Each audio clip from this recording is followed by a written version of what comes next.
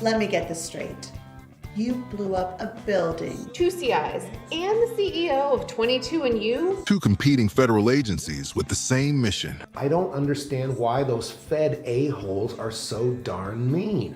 To protect the public from the scourge of dangerous misinformation. You know those bum idiots. This is all them. We had a solid case. The word entrapment, not even in their vocabulary. The explosives we provided were fake. Sworn to a duty to always tell the truth. We have no indication at this time that this was a deliberate act. We're all being transferred. To where? The only place currently with openings. Alaska.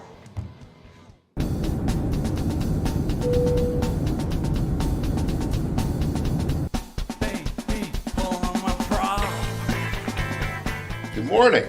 Welcome to the office, huh? And we got the retro feel. You know, funny about federal buildings, they're all different, but they're still somehow all the same.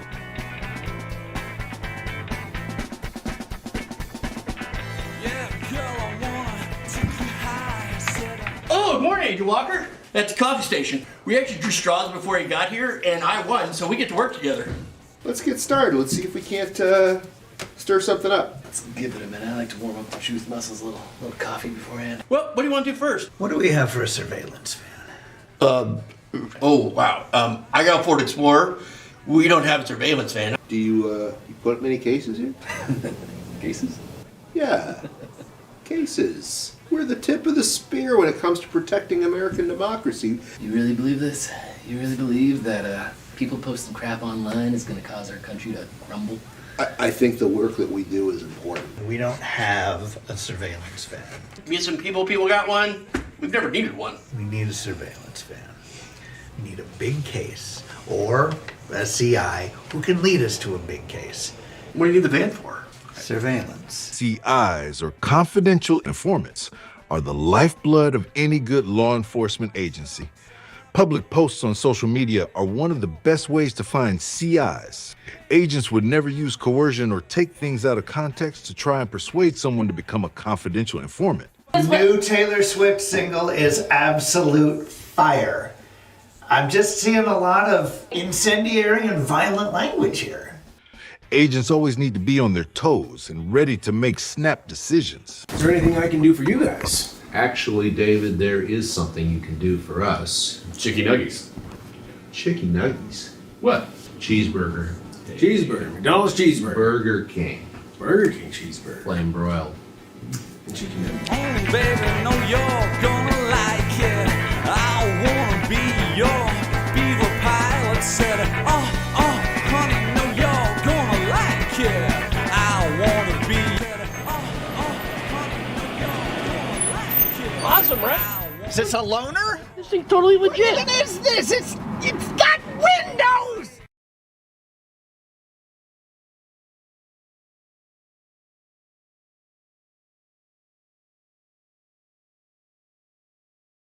Well, all right, here we are after a long break off. And kill that echo over there. Like 5 days. Well, we saw you on Friday. And as you can see, I kept the banner up because why not? Move this around. I tried to make this smaller. I think maybe I'll turn that off. Hide. And we'll leave the thing down there. So yes, July 4th, the trailer that you just saw, July 4th is the official release date of at least the first few episodes of our show.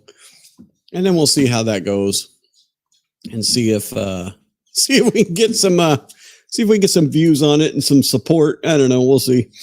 We'll see how that goes. You know how it is. All right. Well, welcome back. I hope everybody had a wonderful Memorial Day. Sorry. I had Memorial Day in my head and I said Labor Day. Crazy.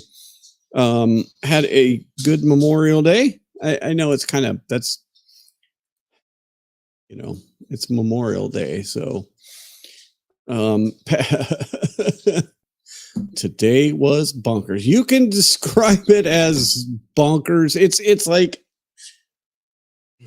we had Trooper Paul last year, and now we have Blue Man Judd Welcher. I don't even know what the heck. Hang on one second.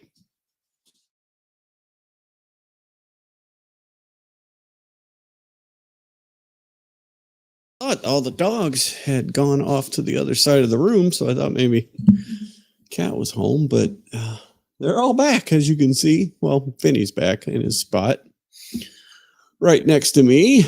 But yeah, let's so day 21 sounds like they're almost done with Judd. Testified all day long. There were multiple sidebars all day long. And it started out with the day started out with a Wadir even to find out how much this guy changed his freaking PowerPoint without telling the defense. This guy is supposed to be a professional witness, a professional expert witness. He does not act like a professional expert witness. So, okay, so let me go ahead and share. All right. And I figured we would kick it off with Mr. Ricada. We're going to get to some Andrea and some, because Emily was beside herself today. She was like, what in the world am I watching? There was a guy mispronouncing the name of the cranium thing. Oh, we'll get to that. That is freaking funny. But what a nutty day. So okay, so let's go ahead. So this was this morning. They needed to do a quick Wadir to go over some stuff. So I'm going to go ahead and speed it up a little bit. We'll watch. I don't think it's very long, so we'll go ahead and watch it here. Morning, Dr. Welcher. Good morning. If you look at any documents in answering my question, I appreciate you letting me know that, Cool. okay? Go ahead and Do you have any kick this documents off. open in front of you at this moment? I do. I have a binder. Your Honor, I would ask until the question comes Can you up. do without it, sir, for a few minutes? Depending on the question. Sure. Okay, so just let us know if you need to look at it. Don't look at it without permission, please. I mean, he's sitting there with his binder open on the thing. He's just sitting there on the stand, binder open, reading from it. Just do. All right, go ahead. Thank you, Your Honor. Dr. Welcher, you have changed your PowerPoint presentation in the last few days in this case, correct? I deleted a slide and removed a couple words. Was it because Okay, the very first question. This is the Commonwealth's witnesses. This is what they do. The very first question asked by the defense is a very much a yes or no question. You changed your PowerPoint in the last few days, correct? You deleted. Answer the question. Did you change it or not? No, we didn't ask what the changes were.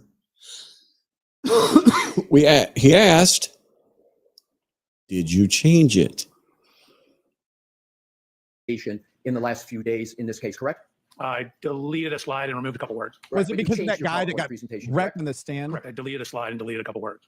Who have you spoken to at the Commonwealth in the last 2 weeks? Anybody associated with the Commonwealth? Who have you spoken to? The last 2 weeks, Mr. Brennan, Mr. Lally, Lieutenant Tully. Anyone else? I think Mary Ellen Gray. Anyone else? The tech person. So I have seen this point brought up multiple times today.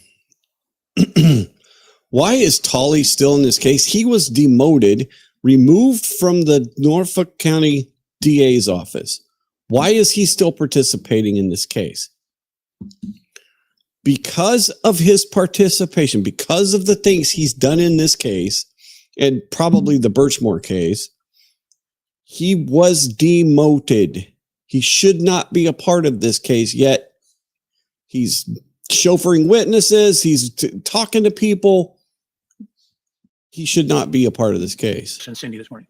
And with regard to those conversations, what prompted those conversations? Who initiated them? This guy's a I was biomechanical originally engineer. told I was going to have to and get here last Monday. accident There was a whole reconstructionist. flurry of conversations around that.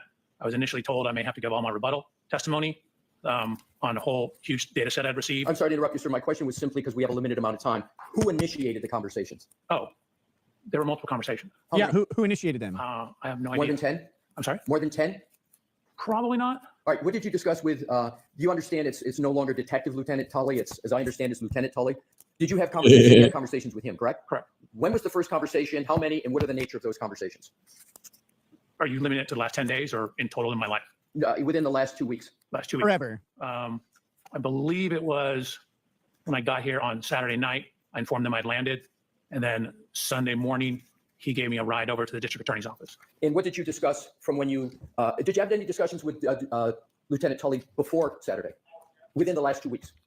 Not to my knowledge. What did you discuss with Lieutenant Tully? Tops. Give me a time frame. I keep saying the last 2 weeks. That's the time frame I'm looking all at. the conversations I had with him? Yes. Can you have somebody pick me up at the hotel? I'm talking substantive, sir, about your, What a outline, dick. your PowerPoint presentation. Topics. Oh. What discussions about the topics in your This guy is an idiot. PowerPoint presentation? I had no discussions with him about the topics of my PowerPoint presentation. Who did you have discussions with from the Commonwealth about the topics in your PowerPoint presentation? Mr. Brandon and Mr. Lally. Describe those conversations and how many you had, including the first one that you had. Well, I originally submitted my presentation with my original report way back, I believe, in January. Right. I'm asking for conversations within the last 2 weeks. Okay, your question wasn't clear. Then on It's been clear the entire time he's talking about the last 2 weeks. Sunday, we just went through top to bottom through my presentation. Mr. Brandon wanted to make sure he understood everything in it. And then I met with Mr. Brandon again on Sunday. We ran through it briefly again. And then that was largely it. Who suggested the changes to your presentation? Mr. Brandon. Mr. Brennan suggested the changes that you make. This is voir He dire. indicated some of the No things, jury for present. example, the slide I deleted referenced testimony that I was not allowed to include on a slide. Were there any discussions with anybody from the prosecution team about the changes with regard to the what I would call the Dighton route, the Dighton distance, and the total mileage? Do you know which slide I'm referring to, sir? I do, yes. Who initiated the discussion on the changes to that slide? So that slide was changed, I don't know, probably 8 or 10 days ago. Oh, it was changed 8 or 10 days ago. Correct. Were there any changes made from 8 or 10 days ago to what's now in your presentation? Not beyond what we talked Oh, about. okay. So 10 days ago, those changes were made. 8 to 10 days. 8 to 10 days ago. I can actually probably figure out exactly when if you like. Now my next questions go to Mr. Burgess. Mr. Burgess is a colleague of See, you yours let at me Aperture, smell the correct? blood. Correct. Are you aware of issues relating to the accuracy or inaccuracy of his CV? Unfortunately, I've been bombarded with emails that have referenced that. I've seen it. I have not read them. Oh, Mr. Vice President of Aperture. Oh, I've been bombarded with emails about this, the guy that lied on his CV. Yeah, I bet you have. I bet you a lot of them said, hey, you suck. I'm bombarded with them, but you have, and you say unfortunately, but you have not read any of them? None? Maybe 1 or 2 lines. For example, they come in, they're looking like legitimate business emails. And then I pull it up as a business email. I'm like, okay, I'm not supposed to do this. Court said I can't look at this. Now, I want to go back to your slide presentation. I understand that you intend, subject to our objections at the court's ruling, you intend to present testimony with regard to your PowerPoint, where you are going to elaborate on your 1231-38 to 1231-43, trigger 1162-2, and you're going to add to what has been in your presentation a verbal discussion with regard to Mr. Burgess's change that he made in his May 8th report with regard to the variance time window. Do I have that correct? No, you don't. It's not based upon a verbal discussion. It's based upon his report. Okay, so you're going to make, you propose, what you're intending to do is you want to add the change from Mr. Burgess's May 8th report to what you're going to testify to on your PowerPoint. Do I have that correct? That is correct. And the only reason you're going to testify with regard to altering the 1231-38 to 1231-43 window is because of what Mr. Burgess has done on May 8th. Is that correct? It's better data. So I'm altering it and correcting it with better data that I've received from Mr. Burgess. Right. But my point is, if it weren't for Mr. Burgess's change, you wouldn't be making any changes in your testimony, correct? It's only because of what Mr. Burgess did on May 8th. Is that correct? Only from his report, correct. Correct. So, and you understand, sir, that change has significant effects on the very issues in this case with regard to the timeline and the collision you allege occurred, and comparing it to human volitional conduct of Mr. O'Keefe with regard to his manipulation of the phone. You understand the consequences of that change, do you, sir? I do. I would disagree with your assertion that it's consequential. Again, my original data, which is in my PowerPoint, has not changed. That data is still there. The timing was extremely close within the error of the measurements, which Mr. Burgess ultimately showed in his subsequent report that was within the variance associated with those timing devices. I understand, but my point, sir, and I want to understand if I have it correct, is that is going to move the time that you assert the 1162.2 trigger occurred, correct? Correct. And you would agree that's a substantial change given the issues in this case when seconds matter, or do you think it's an insignificant change? I wouldn't say it's insignificant. Again, I haven't modified my PowerPoint at all. I was happy with the data I had and satisfied with the data I had. Again, once presented as engineer would with better data, we use better data. I'm sorry. Please, Wadia, let him finish. It brings it closer in time to Ian Whiffin's last contact point data. But even if we don't have that, given what I knew about the variance in the... Right there. It brings it closer in time to Mr. Whiffin's data. So they are going off of Mr. Whiffin's stuff. So you saw him right there say, well, it all aligns. So this is the issue with the Commonwealth's case. They all seem to mold their testimony around what they want the evidence to say. And listen to when he gets into what he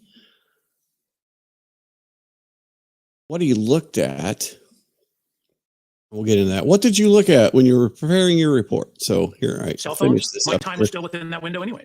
Sir, you've just answered my question, which is you agree that it affects the timeline in the activity of Mr. Whiffin's report. You said brings it closer. Did I have your words correctly? Correct. What I was concerned about was your word about significant change. It brings it closer. It doesn't necessarily bring it significantly closer. My original timeline was very close, within the range of the accuracy of those types of cell phones, infotainment system data. So even if I didn't have Mr. Burgess's subsequent report, the data is still within that time window. Sir, isn't it a fact that with the variance of Mr. Burgess that you're now you want to testify to, that there is a change because your 1162.2 trigger, 1231.38 to 1231.43, you know that there's a device lock event on the phone of Mr. O'Keefe after that time period. You understand that, correct? So again, there's a window of plus minus on that. Technically, those timestamps on that are, as you indicated, again, it's literally, I wrote that on my slide. It includes my slide where I have that exact comment.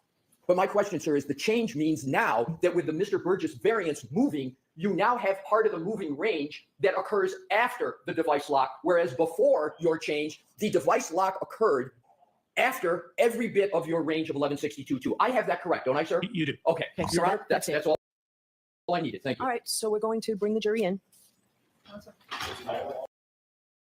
That needed to. So what was that for? What was that for? It was, hi, Lisa. I got to figure out why X. I see you here. Hello, welcome. Thank you for stopping by. I don't know why X messages don't pop up. I'm going to have to ask the folks at Streamlabs Live Studio why I can't see X because this has happened multiple times where I see comments come in from X, but you can't find them. I go onto X, I can't find them. I mean, it's just crazy. All right, so why was this? Why did they ask for this? Why did they get this? Because this is a record, right? This is a. You notice there was no questions from Brennan.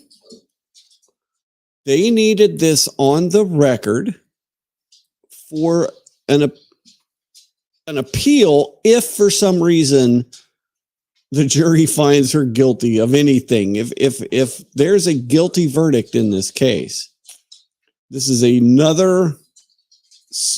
another log on the stack of appealable issues. So that's why they needed that.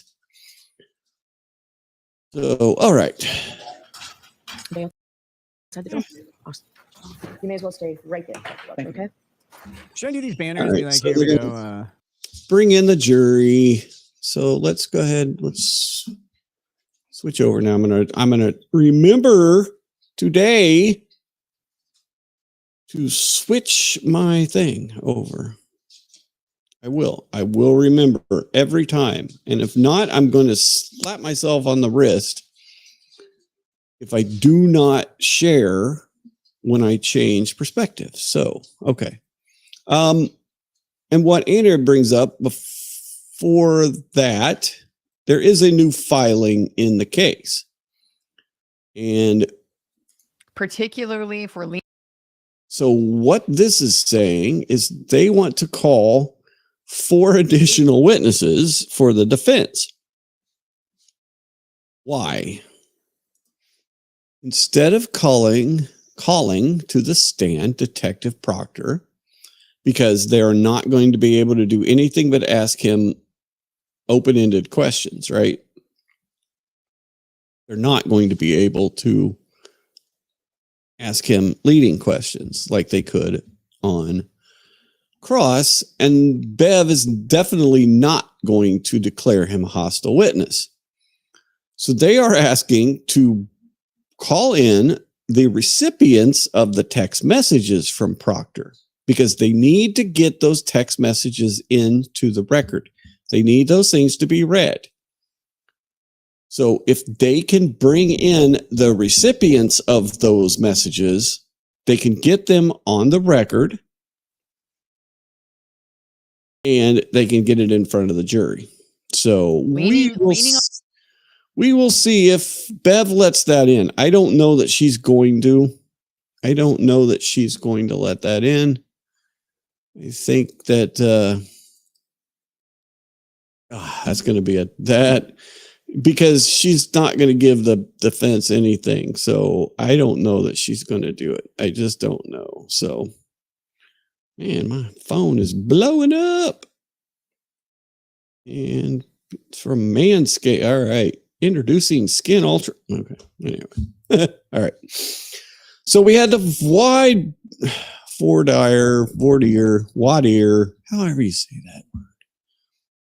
And then we get to the questioning. So, okay, let's go with some questioning. And then I'm going to see if there is a transcript. There is no transcript on Andrea's. Dang it. All right. So, all right. I'm not going to, let's go to a different one. Sorry. Let's go to AV, see if AV to the 7th power, see if she has a transcript. Yes, she does. Okay, so all right, let's do a Control F. All right, I wanted to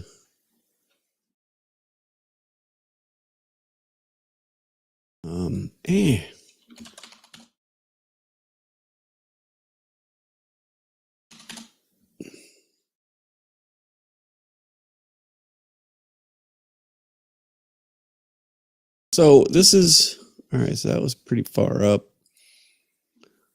Let's see. So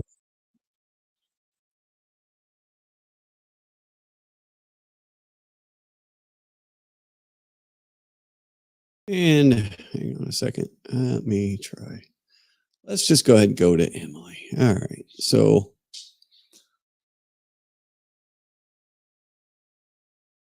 I want to get in because I missed this first part. Just starting with witness Welcher.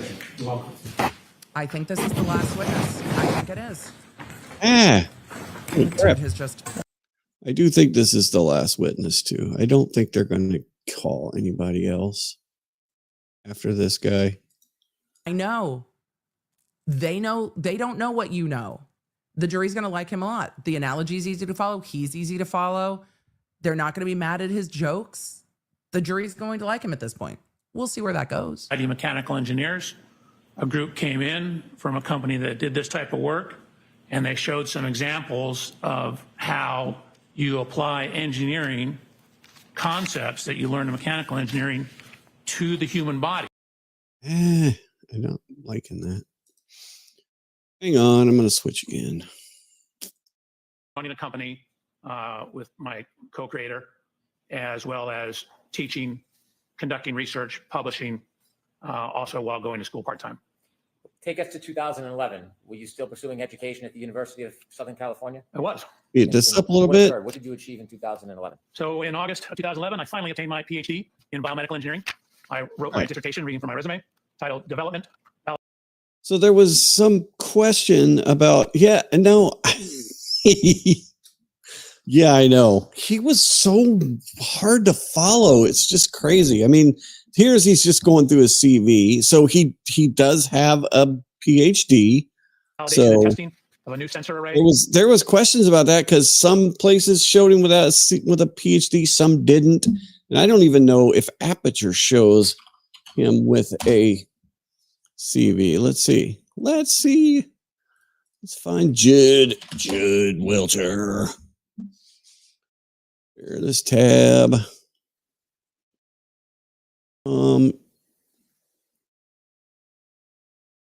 He holds a Bachelor of Science in Mechanical Engineering and a Master of Science in Biomedical Engineering. His dissertation. So it doesn't say anything about being a PhD on the Aperture website. Okay, but it does on his, there we go. So right there, PhD. Okay, so on his CV it does. All right, so there we go. For intra-articular pressure measurement, in vitro human lumbar Yeah, spine, he was- intra-articular set testing, was a lot of big words to say. I was testing cadaver spines, looking at the loads inside the spines associated with various motions of the spine. Did you achieve your All right, so yeah, he gets this. Then we're gonna go. Let's go back to here. I want to run through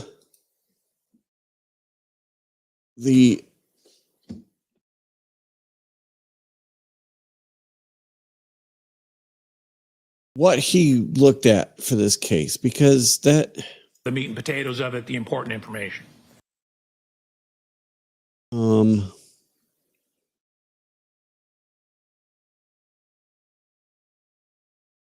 And let me try and find that, because I mean, he just basically read everything.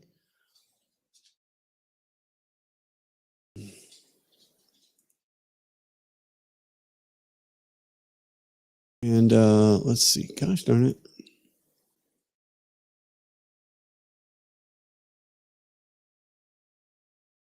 Read from my report. Yes. Thank you. All right.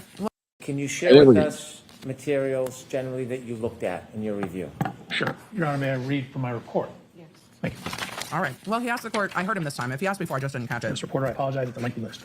He's going to list everything that he So I have reviewed. police important. reports, including the Canton PD incident report, and I have 8 other reports, also the 34 Fairview Road Rams final report, or CARS report. I have the ring video from Mr. O'Keefe's residence. I believe that's One Meadows. I have the cruiser cameras, which are the police vehicles, onboard cameras, both front and rear cameras from 1, 2, 3, 4, 5, 6. I believe 10 different videos. I have photos and videos of the scene from Sergeant. I have photos of the vehicles, 140 photographs. Sergeant who? The scene from Sergeant. I have photos of the vehicles, Sergeant who? Sergeant who gave you the videos? 140 photographs of the vehicles lined up together. I have 25 additional photographs of the scene, 18 separate photographs of the scene, 2 photographs of the scene, one group of 92 of the scene, Okay. one group of 50 of the scene, another video showing the cars lined up bumper to bumper, 4 videos of the scene. I have a video showing Miss Reed's vehicle being pulled into the Sally Port at the Canton Police Department. Okay. I have a 360 diagram, surveillance video files from McCarthy's. Why did he need the surveillance videos from McCarthy's? That doesn't make any sense. Surveillance video files from He needs every single piece of reporting because he needs to make the evidence fit the theory, right? That's not the scientific method. You don't take your theory and then make the evidence fit it. It's completely different. Waterfall Bar. And it gets even worse. Canton Police Department Sally Port videos from Dighton. I have the Lexus Connect Verizon records. Right, I'll be right back. I'm going to let a dog in this parking. I have a video of the tow truck arriving at the Canton Police Department. One titled Native Location John O'Keefe's Phone. Past witness statements. The report of examination from the coroner. Dinner from McCabe Cellbright data. Something called Lexus Infotainment. Different past summary testimony of numerous witnesses. Summary? I have earlier summary testimony of numerous witnesses. The Boston Magazine interview with Miss Reed. A Dateline interview with Miss Reed. A 2020 interview with Miss Reed. Lab reports from Bode. Crime scene. You needed to watch the interviews with Miss Reed? Why? Why did you need the interviews? That doesn't make Response any unit. sense. Crime scene response unit Boston. Crime scene service section Maynard. Crime scene service section Southeast. The criminalist file folder, trace file folder, UC Davis veterinary report. I have Verizon Jury doesn't know records, about that. GPS location records. At all. Yeah, the what? The veterinary Maynard. report. What? Crime scene service section Southeast. The criminalist file folder, trace file folder, UC Davis veterinary report. I have Verizon Jury doesn't know records, about that. GPS location records. At all. John O'Keefe GPS points, Axiom cache location, weather reports, medical records, including the Canton Fire Department run report for both Mr. O'Keefe and Miss Reed, medical records for both Mr. O'Keefe and Miss Reed from Good Samaritan. Everything, every piece of evidence about this trial, this guy needed to review. I mean, this is pretty much everything that there is. I have two retrograde extrapolation reports, one, and a serum plasma conversion report relative to Miss Reed. I have the neuropathology report. I have the Orange County Medical Examiner's report, the diagrams, the postmortem toxicology report, and a second same autopsy report, more pages. In addition to the information that you reviewed, did you on your own go out and obtain information that you thought might be helpful for your review?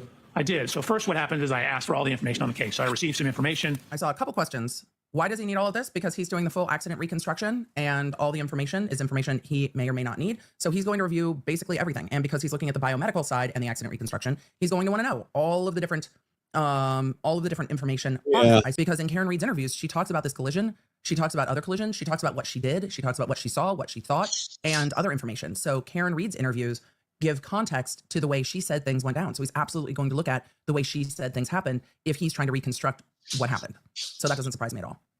And then what we do is we start doing our homework. So we start doing the groundwork. So once I received some of the information, what I did was, modern cars have what's called a VIN number. I guess. I mean, it just seems like you're trying to make the round peg fit in the square hole.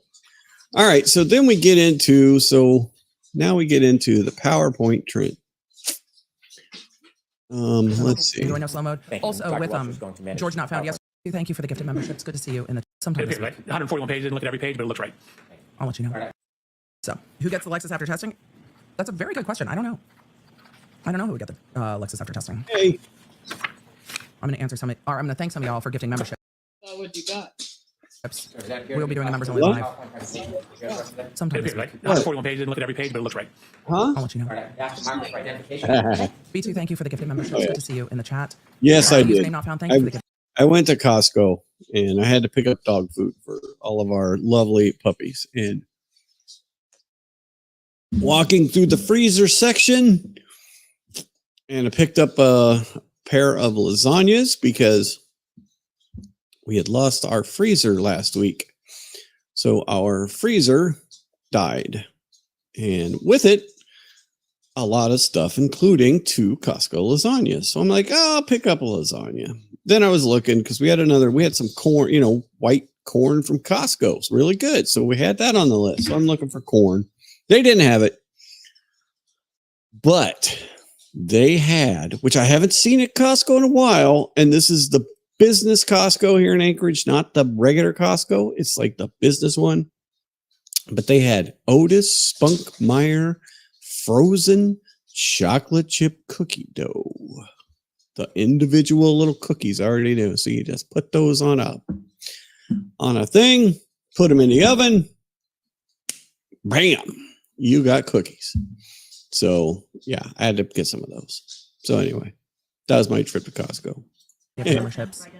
Tamara, thank you for the gifted memberships. Sir, you mentioned that you George wanted to Cat look at the area. was look at hiding the up in scene. Travis's Your bed. office is in California? He's not helping. Why was it important to come all the way out to this area to see the scene firsthand? Hold on a second. I'll let you. So now he has a 140-page PowerPoint presentation. So I think I'm going to switch to Andrea because she has some good. Let's go ahead and share this tab. So all right, let's get into the PowerPoint. I really wish there was a damn when you go really long on a video. So yeah, she went over 10 hours. When you go over 10 hours, the transcript is not there. So this is a 140-page PowerPoint presentation. And Brendan just basically goes, okay, continue. It's like a bunch of that. He's just going, okay, continue. To see what kind of damage we did or didn't have. So went to the scene, looked at the measurements of the curb, looked at where some of the lines, and see one of the marks, which is consistent with the contact to Mr. O'Keefe's vehicle. Here, this scratch mark, or scuff mark. Notice how close it is to this light. Again, so all right. Dang it. Want to? Oh no.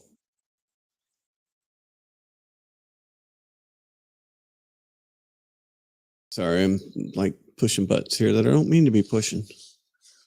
All right. So throughout the day, there's all kinds of sidebars. I mean, there's sidebar after sidebar after sidebar. So I want to get into some of them because you're right. His testimony was just all over the place. It was just, yeah. Set up before I start asking you more questions.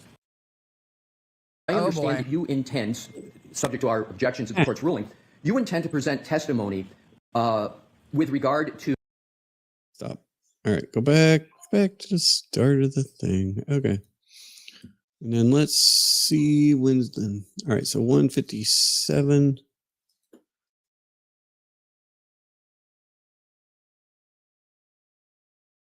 To see the general location of where Mr. O'Keefe was. And Chad is back.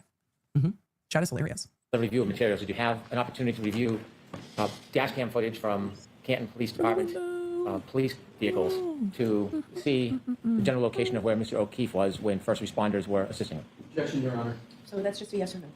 yes. Thank you. It was compound and kind of leading. So It was a hugely leading compound question. It was like, the text stream download. So this is a I want to see more of those photos and scans from the text stream download. Keep in mind, this is kind of maintenance software. So he explains well. We're looking at a number of things in the maintenance software.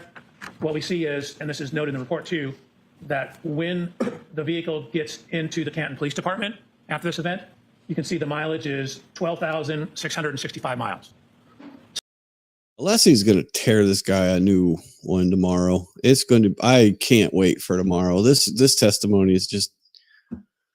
Oh, okay. So now we get into the mileage data. They're trying to enlarge something. I guess I could have just waited. They're trying to embiggen. My fingers are too fat. Stopwatch. It counts up. up. It starts when the car turns. Now this is the triggering event, which I'm really looking forward to seeing how the defense is going to get through this, because it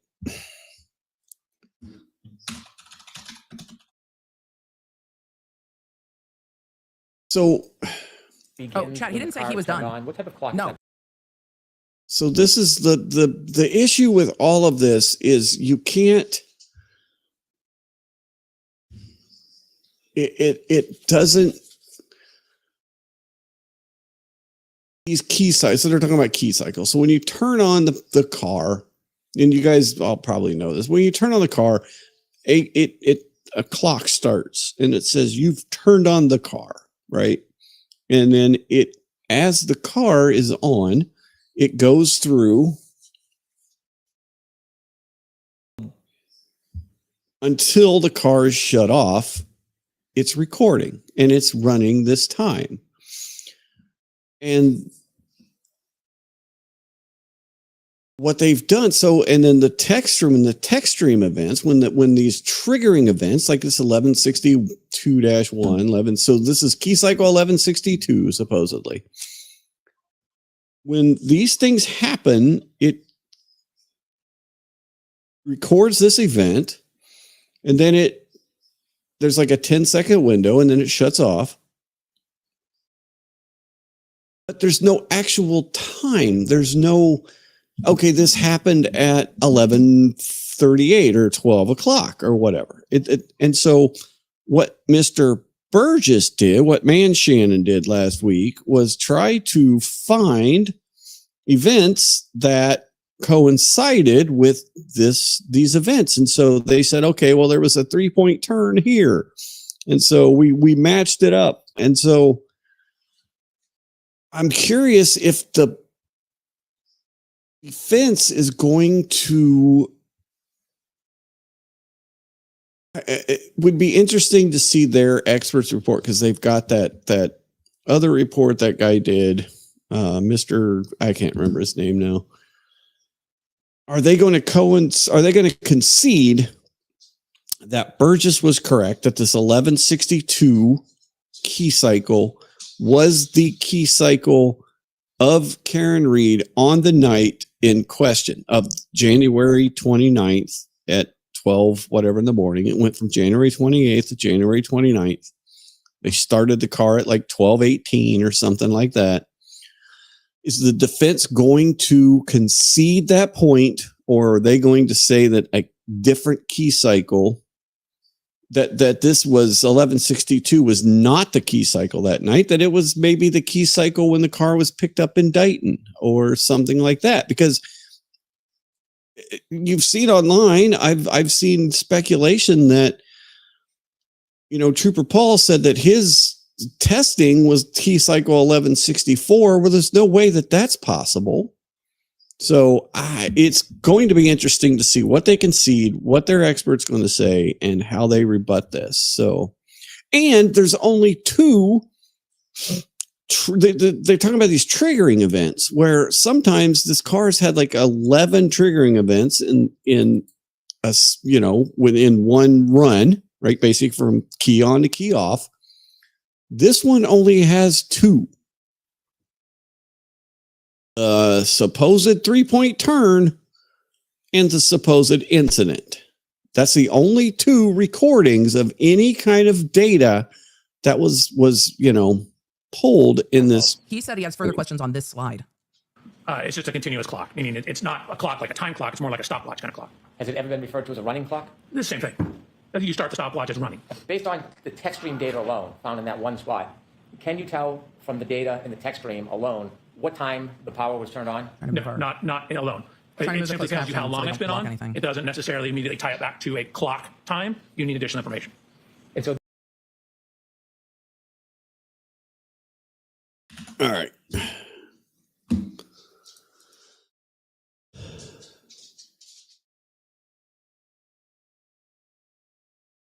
All right, and we'll go on because, like you said, this was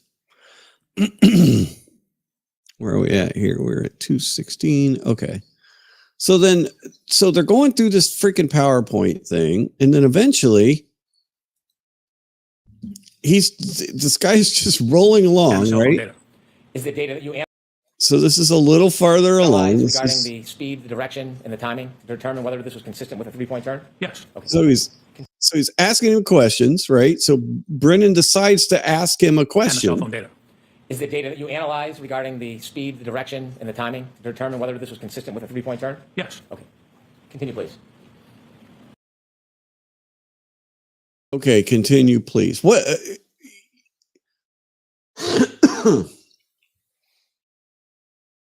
Court cases are supposed to be attorney asks a question and the witness answers the question. Let's see if I can find this moment here on Andrew's thing, because it's right around in here. Okay, I think, let's see. Nope. Get a little bit different picture up Yep, that's the one. Okay.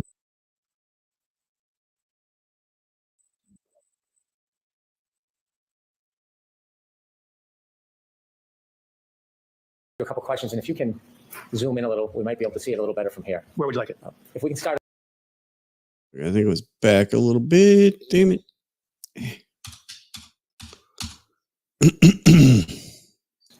You add in the text stream information, you get it at 12:23:38, and now we have a cell phone data point at 1:54. So at the time my report was written in these slides back in January, that was all the information we had in terms of data point 1:54. That was the one that was closest in time to it. So we had since received additional information. Dr. Watson, let me ask you a couple questions, and if you can zoom in a little, we might be able to see it. Eh. The clock, it has a running time onto it. How do you do that? Objection, Your Honor. Sustained. Text stream data does not have an actual clock. It has a running clock, like a stopwatch. Correct. And then you mentioned that after you received information from Mr. Burgess, you could put an actual time onto it. How do you do that? Objection, Your Honor. Sustained.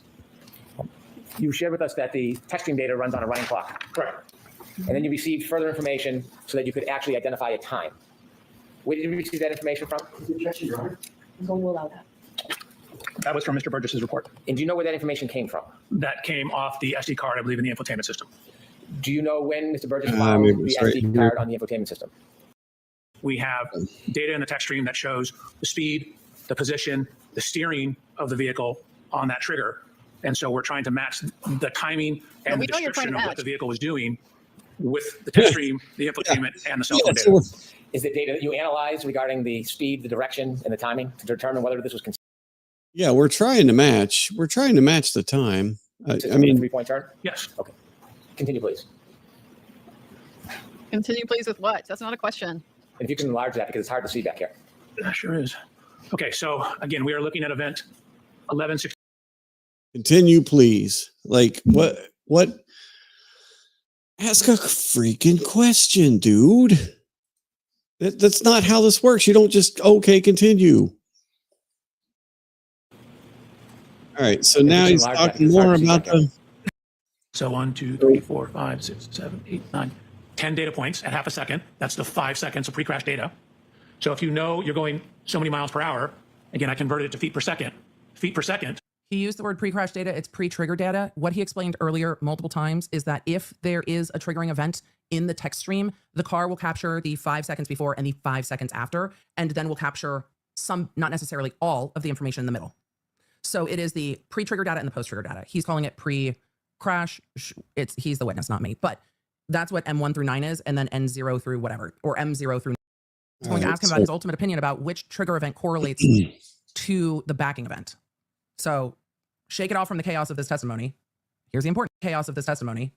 Here's the important. A conclusion to a reasonable degree of engineering certainty whether or when this event occurred as it is portrayed in the data. Yes, I did. And could you share with the jury, to a reasonable degree of engineering certainty, when did this occur? So this, you want time-wise or location or both? Start with location. It was a terrible fucking question. Then time. So it happened on Cedar Crest. It happened between cell phone data points 154 and 155. And it's a 3-point turn on Cedar Crest.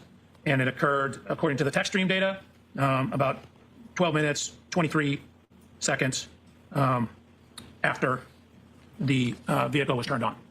So, and which, if that's the 3-point turn, there was a 3-point turn that was done to put it on the flatbed in Dighton. Do you have? So they're ignoring other 3-point turns that happen. An understanding of what time the variance between the Lexus clock and Mr. O'Keefe's cell phone? Yes. And what is that variance time? Here we go. Now, here he is. This is what the Wadier was a 4. Now he's going to testify. It's not, he didn't change his PowerPoint to recognize what Mr. Burgess did, but he is going to now testify to it. 21 to 29 seconds. So the Lexus clock. 21 to 29. And then they still can't get even. What time would that put Mr. O'Keefe's cell phone? Objection, Your Honor. I'm going to see counsel outside for just a minute, please. This is so chaotic. I was critical last trial that this testimony did not come in smoothly. This is coming in more clear for me this time. And I cannot tell you if this is more clear because I've heard it like 4 times and that has made it more clear, or if because last time it was so unclear that this is better. And I think it's because I've heard it more times, so I understand it better. Because once they got into the key cycles last time, I was so lost. At least now there's somewhat of a chart, but I got so lost last time. And for those of you in the chat, a number of you are saying that this is the first time watching this, so confused. DMV doll, yes. For all of you that are watching this the first time, and you're like, what the fuck is happening? This is not on you, it's on them. Yep. And then what time it is. Can you take us back to the data chart and show the 2 points that you just mentioned, the turning? Where's that reflected in the data? Sure. So you can see you have to enlarge that. I'm sorry, Doctor. column N, that's the ship position. All right, so now we got. Similarly, using I this will be information right back. We're gonna let this to play then for a second. Try to tie it And we'll back, be right back to the cell phone data to make sure we have the real-time information. Again, this was written back in January before I got the additional information. So what you can see is, I'll zoom in. Again, we're now talking about trigger 1162.2. We know that that's 18 minutes that the vehicle has been on, 18 minutes, 57 seconds, 19 minutes, 2 seconds. Oh my God. Can you not read your slide? This is the range. Again, maybe it's because there's so much on it. He's like, excuse me, let me back up this. If your slide's confusing for you. Plus or minus 5 seconds. 19 minutes, 2 seconds is when the trigger occurred. Infotainment system, adding those two together, 12:12:36, plus the 19:7.5, indicates the end of 1162-2 is at 12:31:43. That 12:31:43, is it based on the Lexus clock from the infotainment system? It is. It would need to be corrected to the O'Keefe cell phone data. When you reconcile that variance of 21.9 seconds, what is the time? You end up with 12:32:04. So if you simply take this and add 21 seconds to it. Am I reading the last sentence on this slide properly? Final lock event at 12:32:09. Were user initiated by the user pressing the side button briefly. Is he adding data from Whiffen into this? Yes. As well? But it's not just Whiffen. It's Whiffen and Jessica Hyde. Oh my gosh, yeah. No, you are correct. It's not indicated. This white lettering, and then you can't even read the blue. There's no way to read that blue up there. I can't read it. I'm sure the people in the jury had trouble reading that. Yeah, this is ridiculous. Where that information is coming from. It's just kind of thrown in at the bottom. Horrible. And then add 29 seconds to it. So you get between 12:32:04 and 12:32:12. So, it just so happens to fit exactly with him pushing the lock button. However, so let's figure out this lock button. Let's look at this lock button thing. So the lock button happens within the 3 seconds of this key cycle, right? Within, supposedly, now the new lock button numbers happen within this. During that time, he's also opening the phone with his face. He's reading a text message. He is then locking the phone. And then a little bit later, it goes into the pocket state. So he is doing all this while supposedly being hit by a car. So even if they have changed this data to coincide with the, to get it after after the locking event, it's still like within that same time period. And that you're getting hit by a 6,000-pound car. It's that range of 12:32:04 to 12:30. I agree with you about was user initiated. 12:32:12. I'm sorry. It's 12:32:12. the worst. It's so fucking badly Does that worded. simply accommodate the window of among data, other things. but not before and after? Correct. So, even on John O'Keefe's cell phone, even within his cell phone, there's somewhere between 21 to 29 seconds difference on his cell phone. Way that is.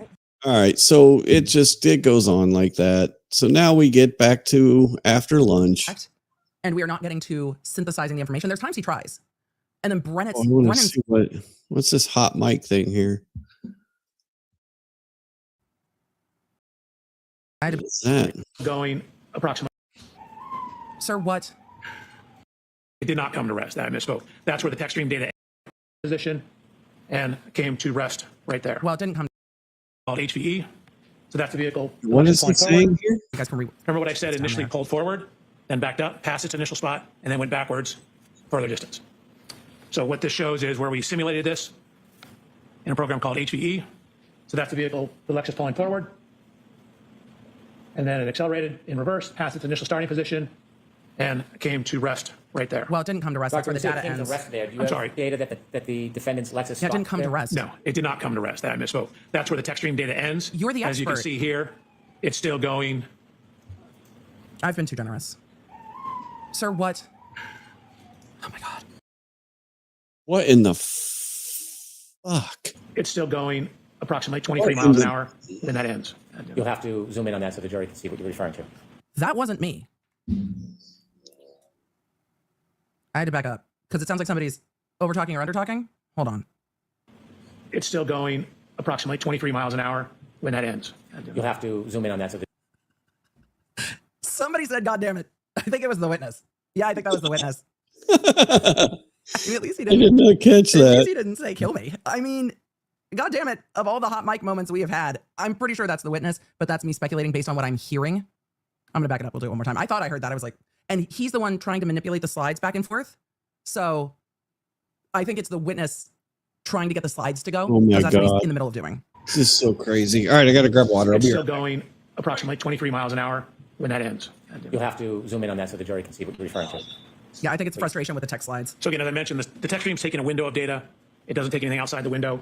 You can see that when we account for the wheel slippage, that the vehicle at the time of the last data point, again, is at 74% throttle, 3,300 revolutions per minute, and is going backwards approximately 23.9 miles per hour. And you can see it's traveled a total distance backwards of 53 feet, back from where it initially started.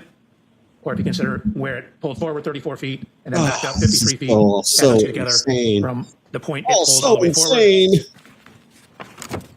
What even is this? So this is 10, 20, 35 forward. So that's the vehicle And going then it'll forward. go 10, 20, 30, And then the 40, vehicle going 50, backward. 3 back At 12 miles an hour, which is for a total fast. of 87 feet. So from the maximum point it pulled forward to where it backed up, again, that was It's fast. That is a fast in reverse. 34 feet. What they haven't talked about is when the data shows that the wheel slippage You guys changes. tried I do not to- think they've tied that together well yet. Forward. Then So you might ever tried to go 24 miles an hour backwards? That's very hard to do and control. And I mean, that's an insane speed to be going backwards. It really is.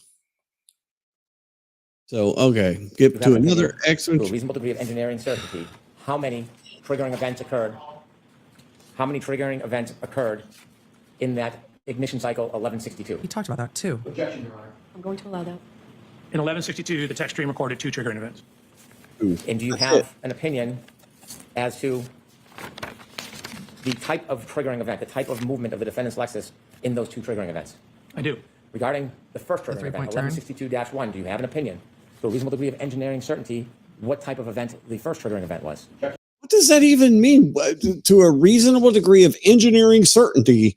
I mean, that's, oh God, that sounds so dumb. I mean, it just doesn't, if that's hitting with the jury, I don't know how, because it just sounds stupid.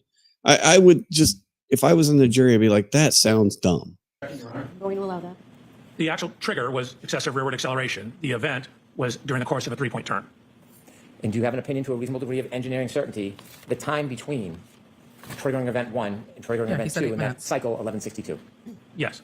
And could you share with the jury your opinion to a reasonable Oh degree yeah, of no, engineering certainty exactly. the time between those 2 triggering events? 24 miles an hour backwards is fast going backwards. It's ridiculous. 8 minutes and 5 seconds.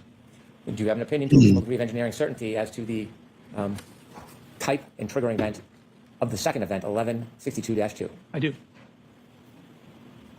And could you share with the jury your opinion to a reasonable degree of engineering certainty the type of event to that second triggering event? Backing up. I'm going to allow it. It's, again, the trigger event itself was a transition into reverse and then high throttle application. It's a forward motion followed by a lengthy high-speed rear impact or rear motion. Oh, Alessi's going to be pissed.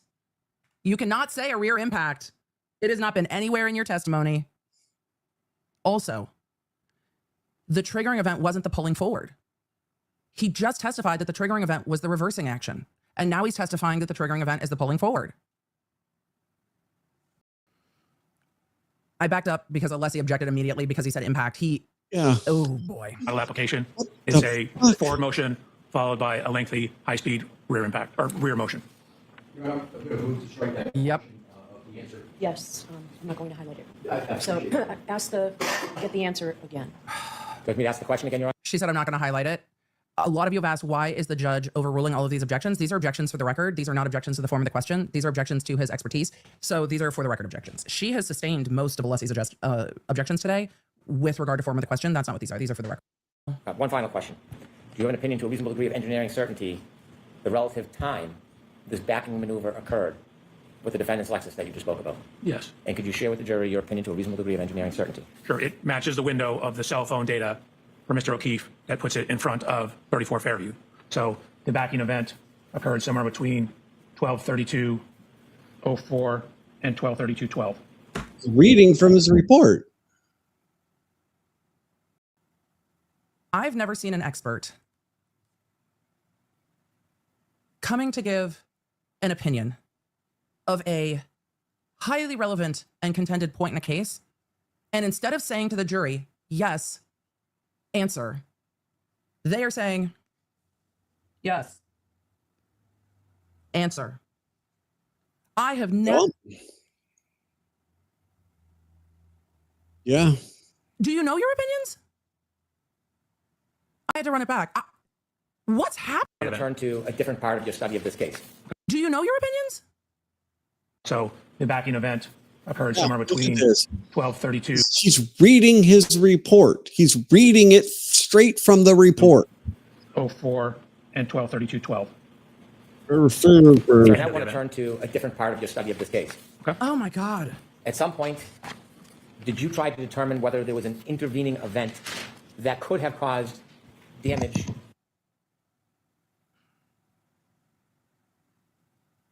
Had it shipped out to California. So I verified that the Lexus is in fact the one I got, the same exact one as Miss Reed's. These are all the standard equipment. All right. So then they go, he testifies that there's no way that The 3D scanner knows the exact position of all these. That's the point that's helpful. That's helpful. it looked like it hit the other side though. It wasn't. Look at this video here when it's backing out. All right, can we find it? Yeah. Oh, I guess, okay. Mr. O'Keefe's vehicle. I always thought it hit over here. Now, that's me. Okay, I always thought it hit like on the quarter panel. I thought she was farther over to the left, but I see now that that is correct. So that, yeah. Took a scan, a laser scan, so you see the. You wanted us to look at the snow. You told us, look at the snow falling. And then you went, wham, no snow. That's the point that's helpful. That's helpful. That part is helpful. Right. We did the full engineering lead in to this. That is helpful. All right, so then we're. Sir? You could see anything on the snow at the back of Mr. O'Keefe's vehicle? He looks like he's still flipping through slides. Sir? The Commonwealth just asked you a referring to question. this slide. What? What are This we is after the doing Lexus is here? pulled away. Looking in the snow, I see nothing in the snow. Were you looking for anything in particular? Of course I was. I was looking for taillight fragments. In any of the videos that you have that show Mr. O'Keefe's vehicle after the defendant's. If the taillight cracked, but it didn't spill any taillight fragments, there would be no taillight fragments, but you'd still have a cracked taillight. Lexus touches it, do you ever see any remnants or shards or fragments of taillight on the ground? I do not. And you've got an interview where Karen Reed said she picked pieces out of the taillight and dropped them. Was that later in the day then? Your analysis and study trying to include or exclude this touching as the source of damage. Arm, forearm, hand, and wrist. In anatomy, your All right, arm so- is defined from your shoulder to your elbow. Okay, so now at this point, we are going to get into some of the most absurd shit I have ever seen. So this guy, we've got, so they're looking at his arm, Hand and wrist. right? In anatomy, your arm is defined from your shoulder to your elbow, and then from your elbow to your wrist is your forearm, and then this is your hand. So technically, when you say arm is from arm. Stop it. So looking at the, so this is me. I'm actually 6 feet, half an inch tall. What you see? You used you. This is actually me. Okay. This See, is on the right is the corner absurd. examination. This is That's not what I wanted to zoom absolutely back to. I wanted to zoom back to him absurd. explaining. So this is me. I'm Sir, you're standing like this. The way my 13-year-old stands when he wants to be taller than me and isn't quite yet, but will be. I'm just saying. And I'm not dissing on your height. Just don't use you. Grab somebody else from your office. It's not about you. Why are you making it about you? Why don't you just grab someone from This your is office that stupid. is the same height as John O'Keefe? And if not from your office, from another office. You bought an entire fucking Lexus and shipped it from Texas to California. And yet, you're not going to ask around to be like, hey, how tall y'all? actually 6 feet, half an inch tall. What you see in the upper Oh, it right gets is worse. This gets worse. the This corners. this is creep. This is like, I don't even know what. This is so creepy. This is like creepy. Examination report from This Mr. is O'Keefe. He's 73 inches tall. That's 6 feet, 1 inch tall. At this time, I was 220 pounds. Mr. O'Keefe, at the time of this incident, was 216 pounds. So I took measurements of myself. what I'm the- actually wearing the same make and size shoes as Mr. O'Keefe, the same brand of jeans as Mr. O'Keefe, the same brand and size shirt of Mr. O'Keefe. You see the Lexus in the background. This guy bought the same clothes as John O'Keefe. Emily, do you have legal commentary? No, I'm uncomfortable. We have matched the height to the Lexus. Exactly. What I'm showing here is both This my height, is and then keep in mind where gross. This the is height. I can't see what that says. Wing is relative to my right. Yeah, you can't see the tape. You can't see the you can't see any of this. Oh my god. Right eye. He is talking about the wing of the back of the car. I can't see what it says on that ruler because Oh, the creepy alien. What's that? Oh, I gotcha. Okay, hang on. We'll go back. All right, we'll go back. Do. Again, the residuals show that we've done an adequate job of matching the data. Slide 85. we did a good job. Okay. Red this is because we no longer have the white It's reverse so- lights in it. How long till Alessi pauses his frame and says, look how red this is. Right. Look how red this is. Oh, there you go. Right. Okay, gotcha. Yep. Look at how red this is. 5 minutes into cross? Yeah. Do you And see you can any the white Lexus there? Do you see any? starts to drive forward. So frame 825. This is after the Lexus has Skip left the scene. But notice Why the did you tracks in the skip snow. it? So we have very definitive 3-point locations for the wheels of the Lexus. No. How red this is. Yeah, no, they did. They cut the video. They cut the It is video. no longer It have the white didn't reverse show lights in it it. pull away. The reverse light comes to a complete stop at frame 367. They're back on. Lexus comes to a complete stop at frame 369. Oh, 384. it's all Reverse red. lights turn Oh, off. look at Now that. look how red this is because we no It longer have is the white all reverse lights in red. it. How long till Alessi pauses his frame and says, look how red this is. Right. Look how red this is. Right. Look at how red this is. Yep. Arm, All right. forearm, hand, and wrist. All right, back to this weird shit. Had thoughts when I saw Okay, the color of so- the shirt? Sideways, side shot. All right, so then this guy says, "Oh, look what I did! I And he does not have the glass positioned near the taillight. He had let thoughts. the car run into me." No, Chet. I've never seen anything like this. I've never. Do they? Okay, well, I can't wait till tomorrow because Alessi's going to don't- tear this no. up. This is so. This no. is all so. So just now I'm wearing, in gooey. addition to the same shirt and shirt. There's a hoodie. Shoes, same type of sweatshirt, And as you can see, I've got a baseball hat. We tried to determine the exact glass from the Waterfall Grill. Found out they were getting different ones at different times, but I ordered my glass from the same distributor that Waterfall Grill ordered their glasses from. So you can see in my right hand here, I don't know how the jury will feel about this. I know how I feel, but I pulled up my sleeve, taking the sweatshirt off, and I'm going to look at how this contact pattern lines up. So the first set of slides, I'm simply standing next to the Lexus. Why? Okay, so right here,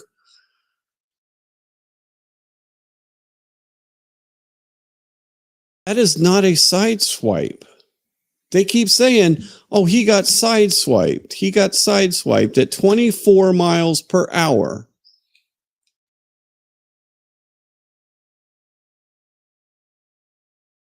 That is not a side swipe. This is a direct impact on the arm, a direct impact on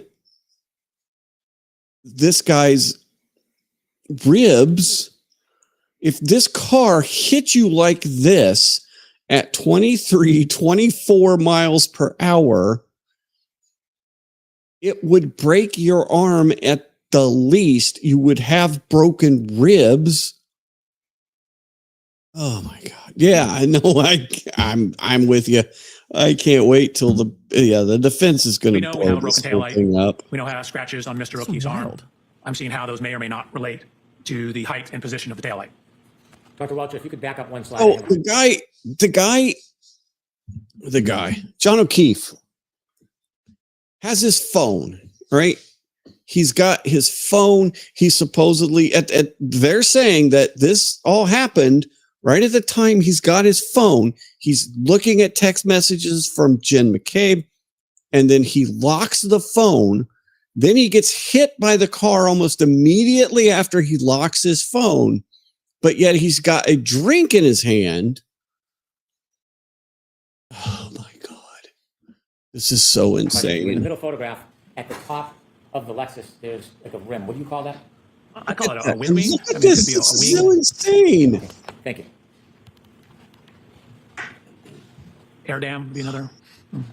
Can you just, what parlance do you prefer? A wing? So I just said about to do a little bit of testing with the Lexus.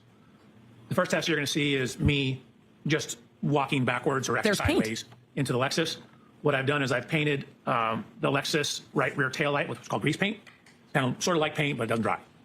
And then I have backed up sideways, side shuffled into the Lexus with my arm out, see what the damage pattern looks like. Or basically where someone of Mr. O'Keefe's height's arm would contact the rear taillight. He just perfectly has his arm out like this, walking into the car, and oh, look at that. But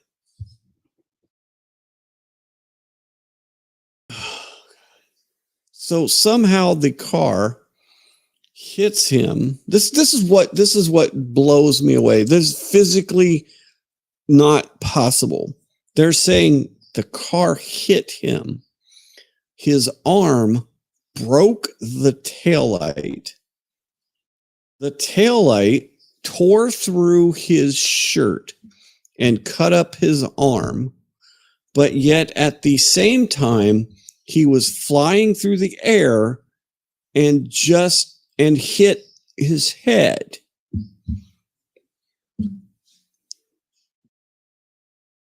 That would take multiple seconds for all of that to happen.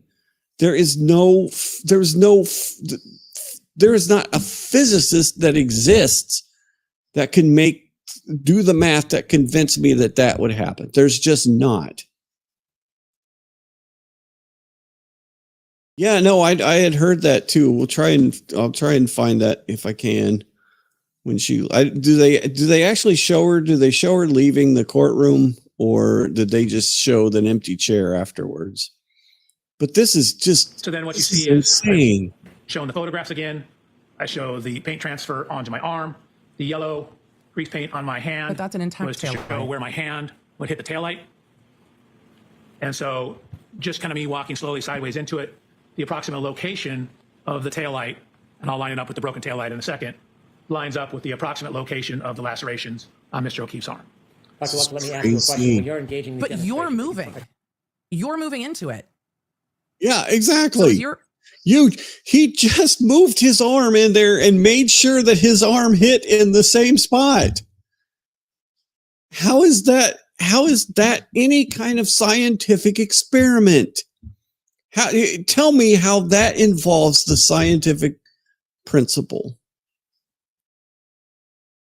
Tell me how that uses the scientific method at all. I'm going to walk into the taillight with grease paint on the taillight, but I'm going to make sure that my arm hits in the exact spot that I need it to transfer the paint onto my arm where the scratches were.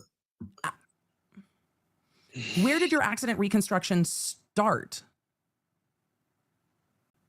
Attempting to try to show exactly how Mr. O'Keefe was struck? No. So we. All right. So Screaming is dynamic. This is great. Oh my God. Back that up a little bit more, because the answer is we don't know exactly how this happened. Is that the answer? What? Broken taillight in a second lines up with the approximate location of the lacerations on Mr. O'Keefe's arm. Dr. Walter, let me ask you a question. When you're The chat pages on my browser all just crashed. you attempting to try to show exactly how Mr. O'Keefe was struck? No. So we don't know exactly how he was struck. And pedestrian impacts are extremely sensitive to exact angles. And so where exactly your foot is, whether your foot's off the ground, can have an effect. We don't know where he was struck. Okay. On where you end up after that. How is his arm cut up by the taillight if you don't know where he was struck? We just don't have enough information in this case to determine all that information. We know the taillight was broken. We know the glass was broken. We know we have damage to the rear of the Lexus. We know we have lacerations in Mr. O'Keefe's arm. So I'm trying to see if there's any correlation between all those. Well, can body posture on a cliff? We just don't have enough information in this case. How does that not just become the defense's closing argument?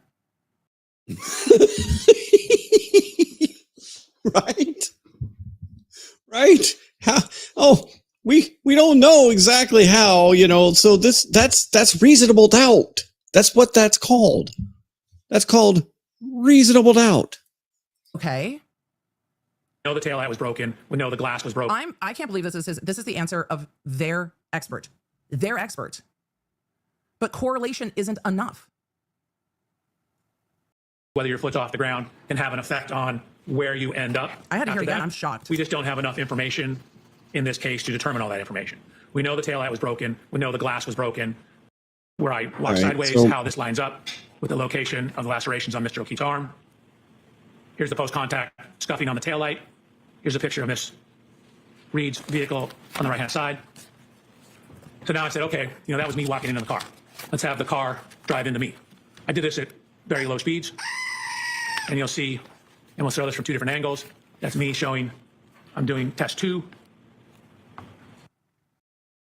You see, even at slow speeds, it bumps him. Maybe he moves out of the way. And I don't know how much of that is performative and how much of that is actual. That's me showing. But I mean, this is a 6,600 pound car that you're letting drive into you at like 2 miles an hour. Now you can see he starts to move. And we'll show this from two different angles. That's me showing I'm doing test 2. I would like, I think I'm doing test 2.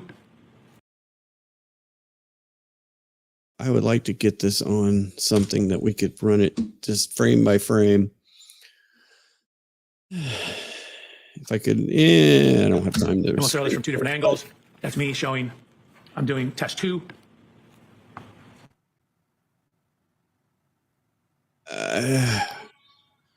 Hey, y'all. My Why don't we God. just see what happens when the car drives into me? When I'm sober, on flat pavement, not in the snow, not intoxicated. Let's just see what happens. Let's just... And you'll see I backed it we'll up. show this from two different angles. That's me showing I'm doing test 2.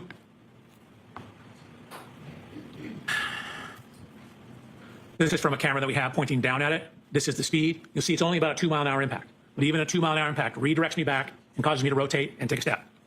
I mean, you're also walking. And yes, chat, he's the human volunteer at this point.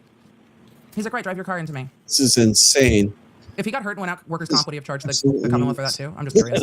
Like, what kind of liability waivers did your corporate counsel have you sign?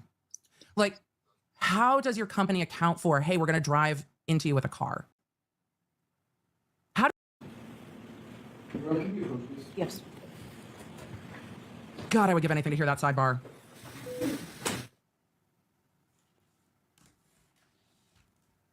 Chad, I'm failing you today. All of you are like, Emily, can you please explain what the hell's happened? I cannot. No, I can't explain. Do I need to apologize to Trooper Paul? No, I don't. That was bad too. Just because this is worse doesn't mean that was not bad. So Emily has gone from this guy can explain things well. So earlier in the testimony, she was, okay, this guy seems to be able to explain things. And he started out kind of explaining things. And then it's just completely fallen off of the rails. We're zooming as much as we can zoom past this sidebar back into whatever fresh hell this is. Oh, no. This is, Oh my God. I've never seen accident reconstruction happen like this.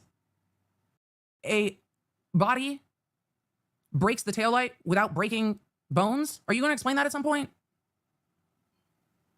His arm was bent, what angle it was bent at? Not exactly, but for these to be taillight shard fragments, they would need to be in the area of the taillight, but it could be further up.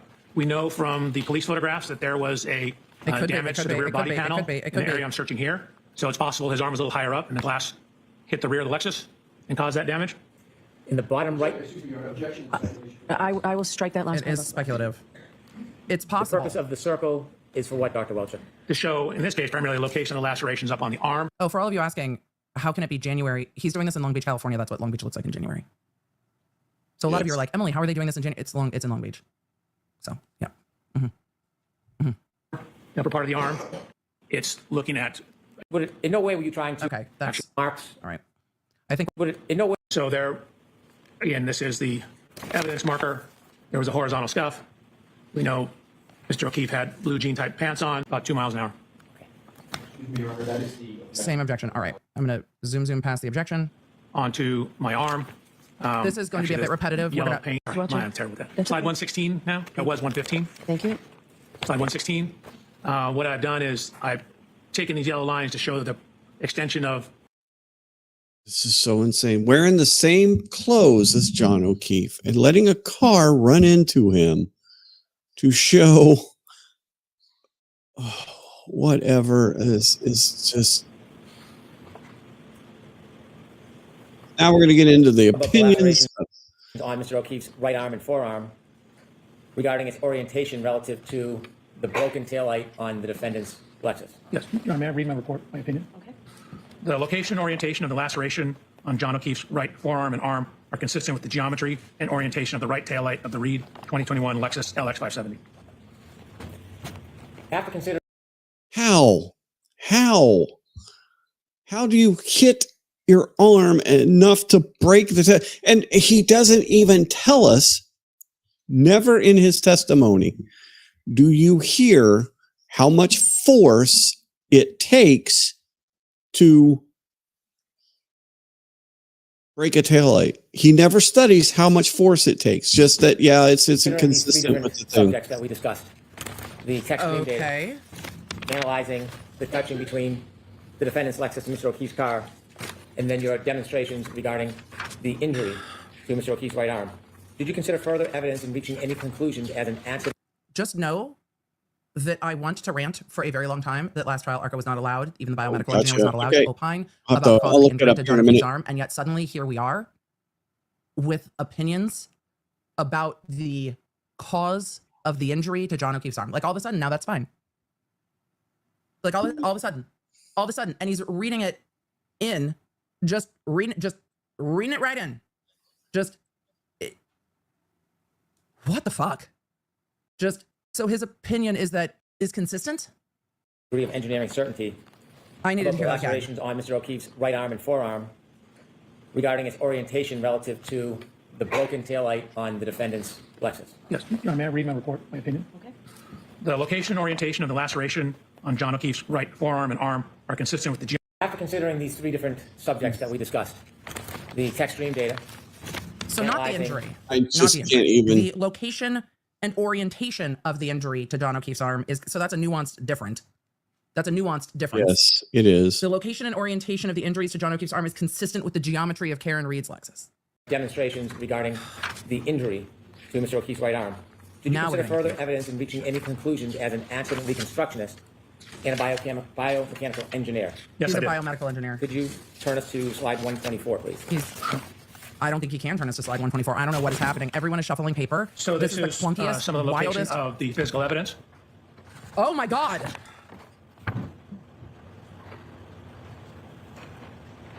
Red plastic. Everyone is shuffling paper. So this is the is clunkiest, some of the locations wildest. of the physical evidence. Oh my God.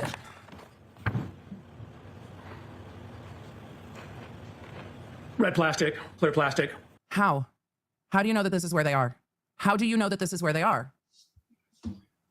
Yeah, exactly. Because the sneaker was found literally on the pavement of the street, pushed up against, and I don't mean to imply someone pushed it up against there, but it was flat up against the curb in the photos. It was smack up against the curb. So that's not even where the sneaker is. Because that's not the curb.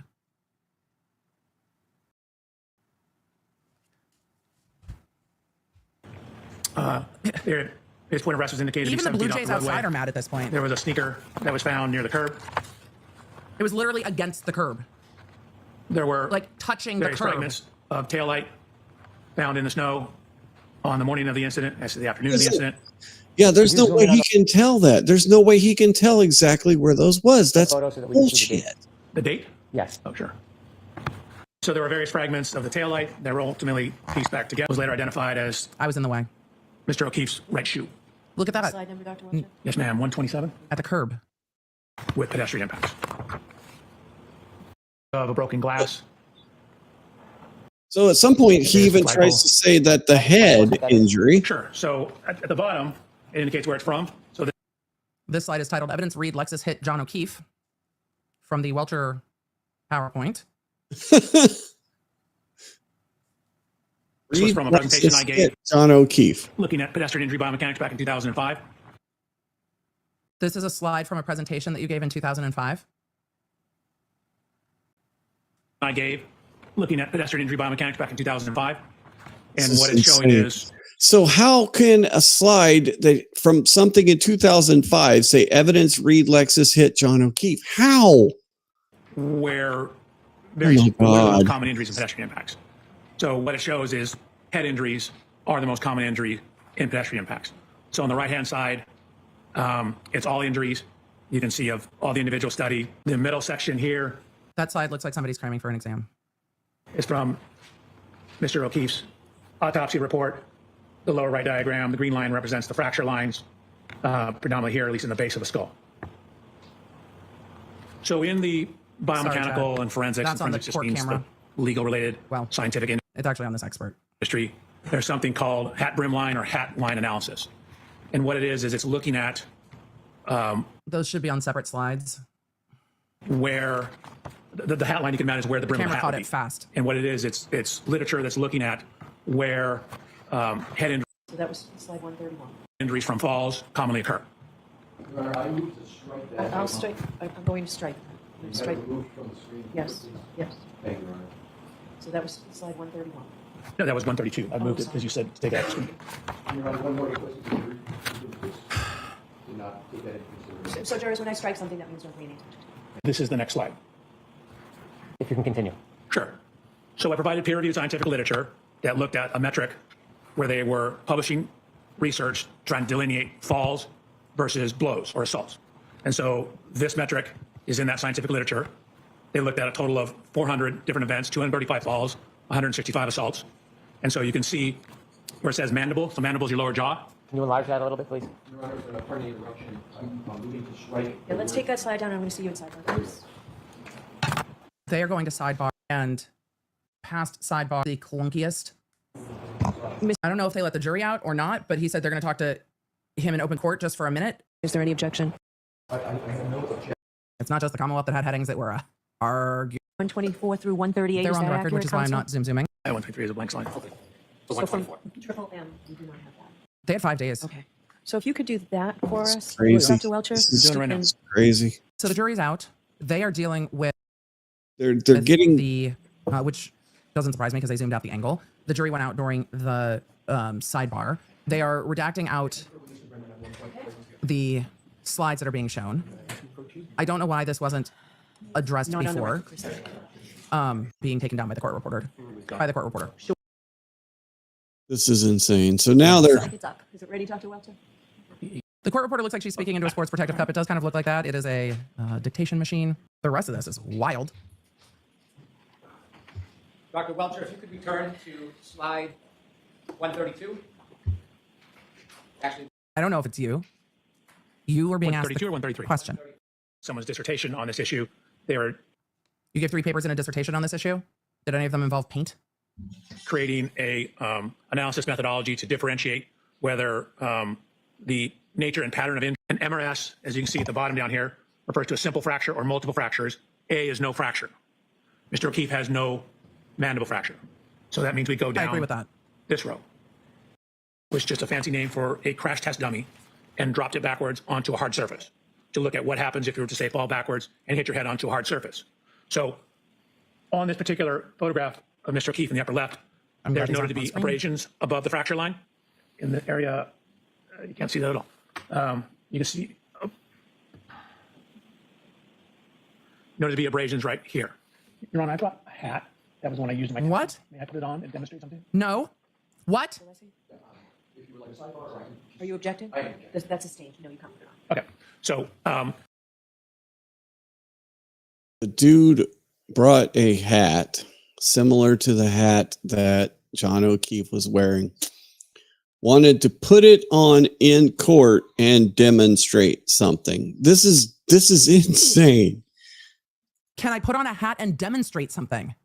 No. No. I will show you the dummy test I did. Watch when the shoulders hit the ground and the head hits the ground. It creates kind of an arc path that will drag and slide objects up the head. So if you have something such as a baseball hat, it'll come location to where these abrasions are. On television, this is myself.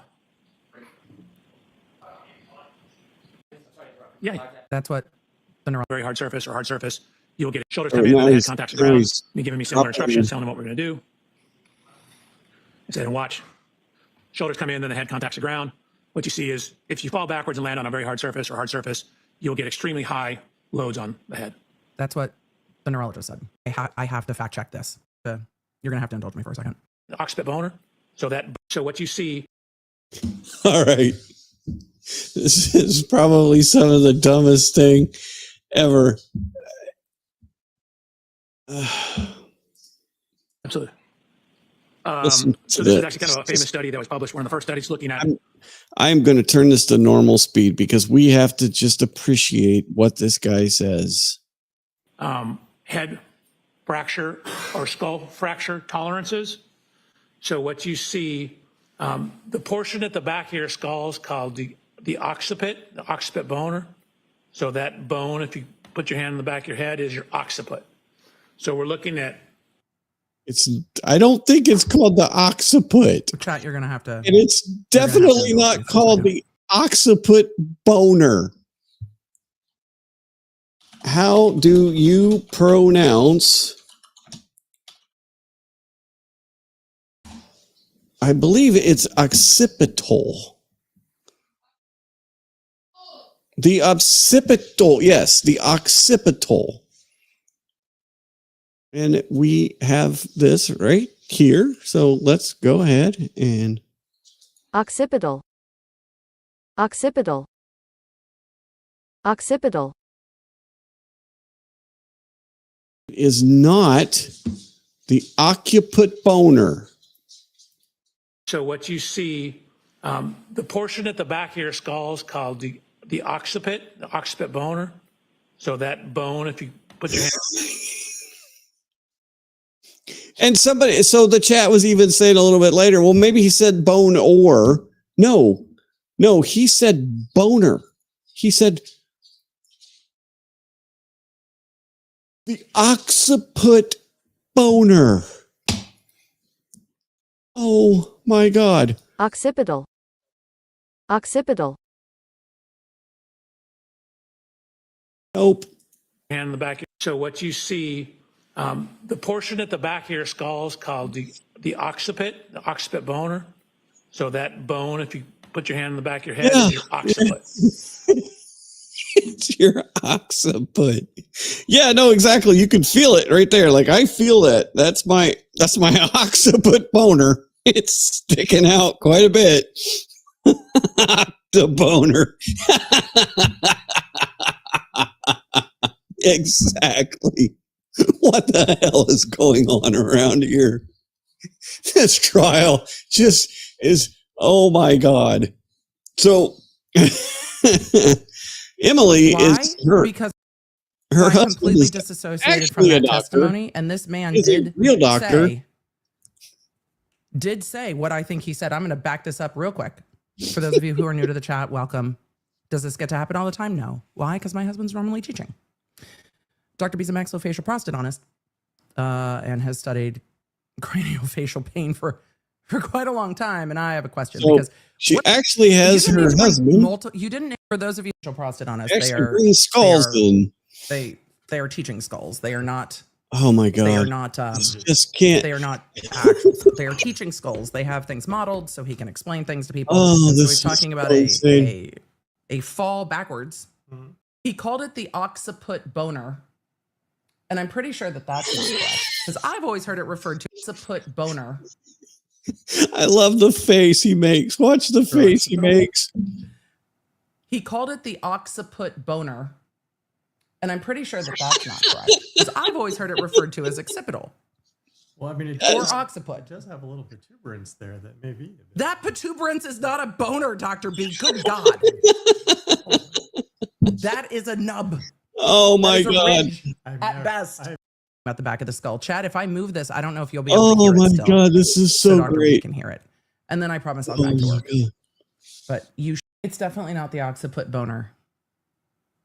It's definitely not the occiput boner. Did you really say boner or did it just read it in? No, he said occiput boner. You want to hear it again? Absolutely did We've listened say to this occiput 17 boner. times now. Eventually, we're going to pass the threshold for YouTube's tolerance. Oh my God. Maybe she's just excited to be there. Maybe he's just excited to be there. Dr. B. Wait, leave that skull. We're keeping this. I'm keeping the skull. Sure. All right, so now we get to his final big push. They were trying to get him off the stand today. Oh, I wish, you know what? I am not. I appreciate that. If you guys are new here, please just click the subscribe button. Once we get to the 500th subscriber, then we can apply for our monetization. But the big eye Arnold. So yes, no, we're working our way there. I really appreciate that. Thank you. I do have some other ways, but that, you know, we'll get there. So yeah, please click the subscribe button, click the thumbs up. That's the biggest help for us right now at this point in time. All right, so now we get into the final push, and they were trying to get him off the stand today so they could do cross-examination tomorrow. But this guy completely screws it up. Completely screws it up. Engineering uncertainty whether or not the defendant's Lexus collided with Mr. John O'Keefe on the evening of January 22nd. So this is a January big 29th, point in the thing. 2022, around 12:32 a.m. Yes. Before you give me your opinion, I'd like you to share with the jury what that opinion is based on.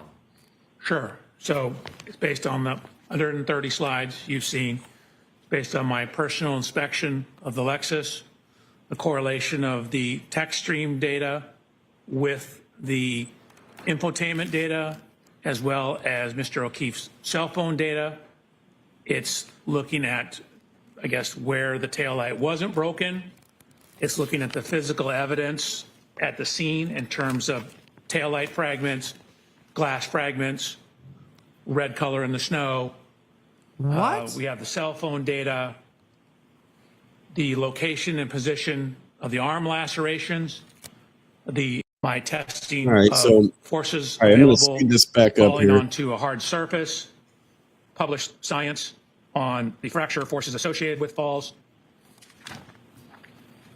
And, I'm sorry, I'm reading my report. He's 100% reading from his report. Can you answer without reading from the report? Probably it's more complete if I read my report. The objection, Mr. Leslie? I do, on this question, Your Honor, reading from a report to this question. So, you're not to read, don't read from the report. Okay. Okay, Dr. Watson, let me What are you basing your opinion on? have you reached an opinion to a reasonable degree of engineering certainty whether This is insane. the defendant's Lexus struck Mr. John O'Keefe on January 29, 2022, around 12:32 a.m.? Yes. And could you share the bases of your opinion before I ask you your ultimate Yeah. opinion? Sure. So again, you've seen my slide. Yes, don't ever. Oh my goodness. That's so Presentation. crazy. I've inspected Based the on my Lexus. slides. I've looked at where it wasn't damaged. I've inspected the taillight. I got an exemplar Lexus. I ran lower speed contacts to verify that the injury pattern and location on the arm is consistent with the height and orientation of the taillight. I've looked at the cell phone data, and then I've looked at Miss Reed's interviews as well.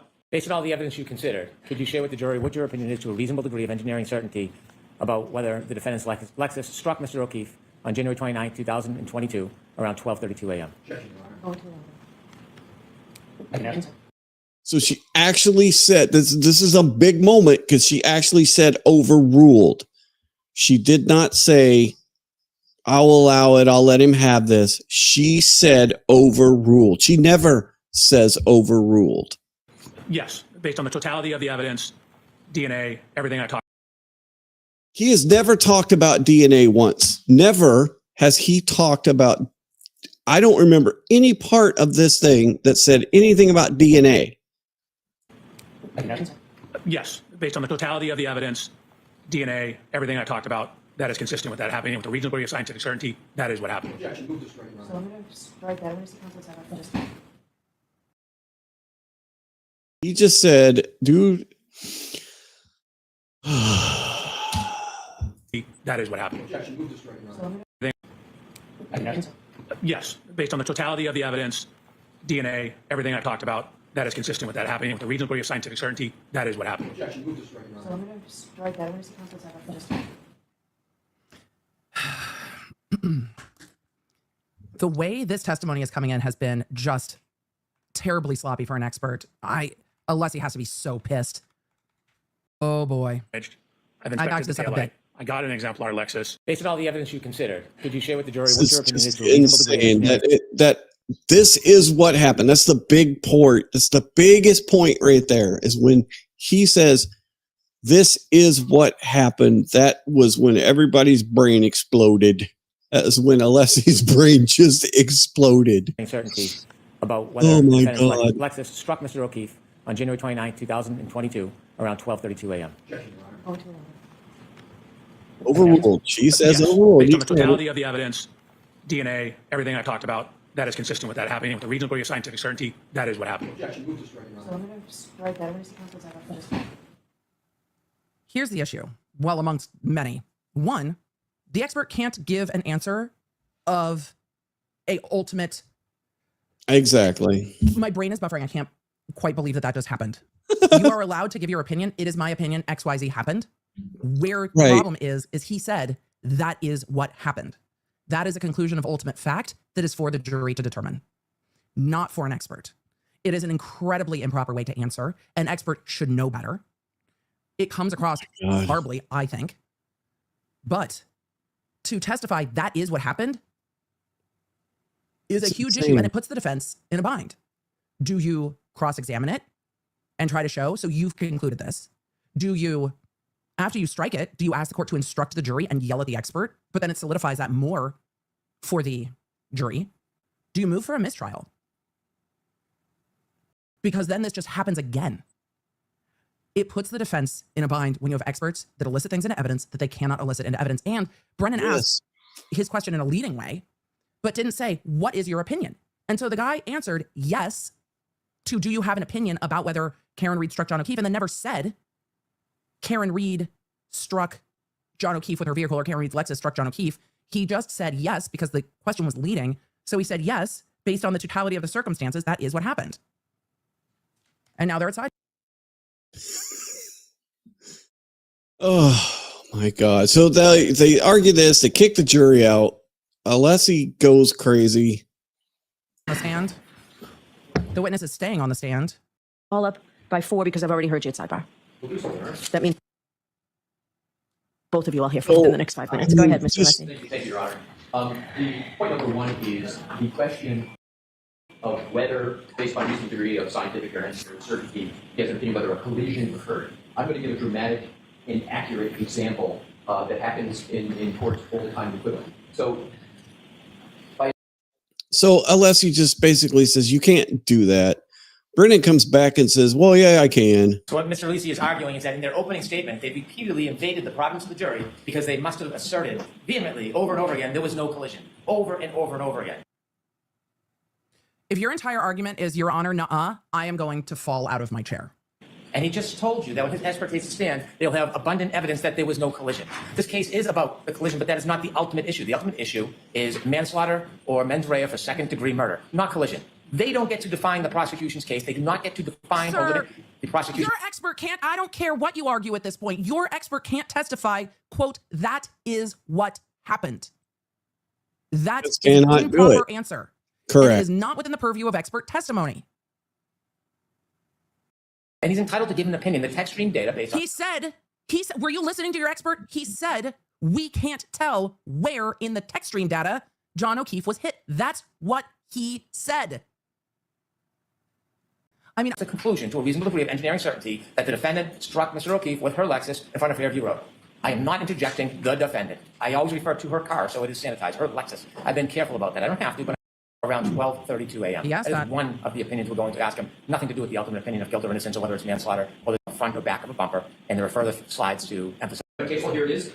He's like, Your Honor, I don't need case law. He can't testify to the ultimate opinion and ultimate issue. It's outside the purview of the jury. This is insane. Absolutely insane. In the purview of the jury, outside the purview of the expert. I am buffering. I am just what? Coleman, 366, Mass 705. And it stands as a proposition exactly that I articulated. I won't repeat it. Secondly, Your Honor, we practice what we preach. I have the ARCA report right in front of me, and I have the report. Is that a new one or is that a... This is the new one. Okay. It's also, the old one is the same. So either one is the same. They do not, Mr. Brennan incorrectly said what our experts are going to do. I don't know why he did that because he has these in writing. Neither Dr. Wolf or Dr. Rentschler talk about a collision or conclusion. It's consistency. So there's two questions I said at sidebar. And for reference, Your Honor, for the most recent is page 15. There is... Brennan is one of the scummiest scumbags that have ever scummed. What?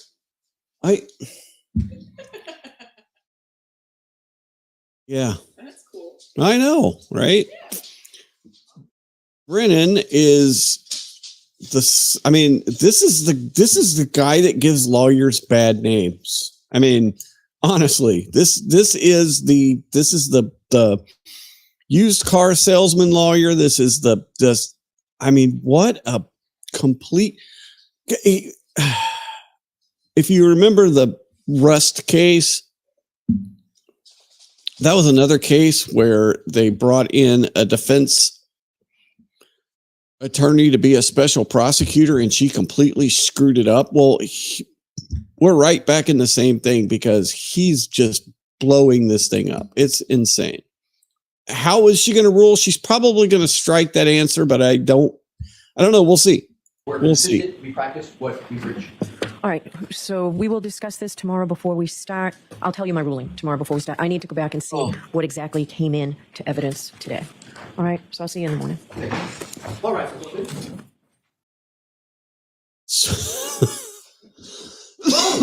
All right, day 21.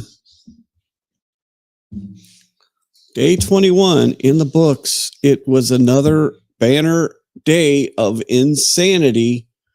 I don't get it, man.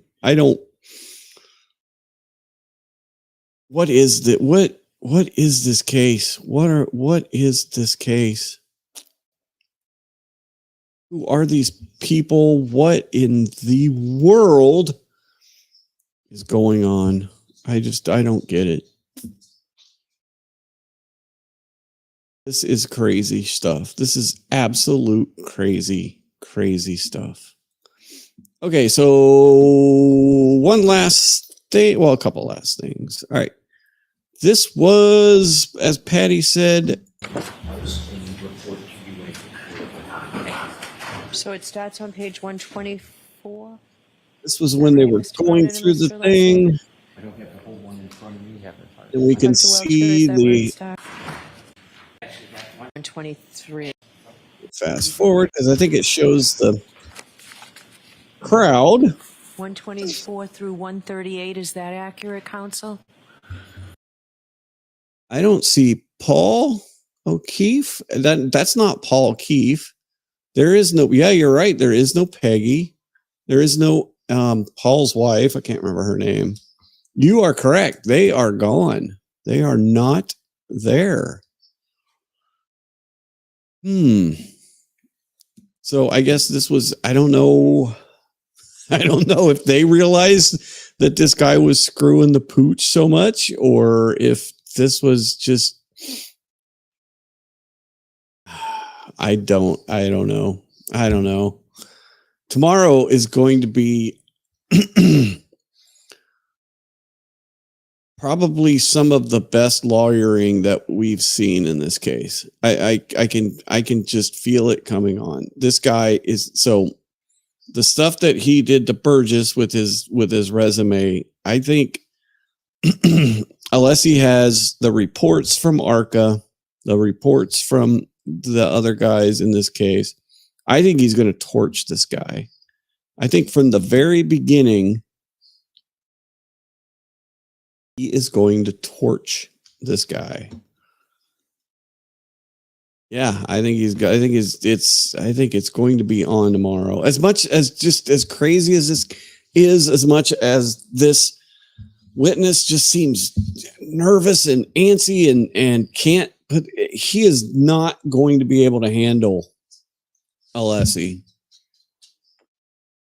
I mean, this guy is one of the top one of the top attorneys in the country as far as cross-examining and for experts, like going against experts, because he's just, he gets into the data and he gets into understanding the science behind everything. And he is just, I think it's going to be a master case tomorrow of, yeah,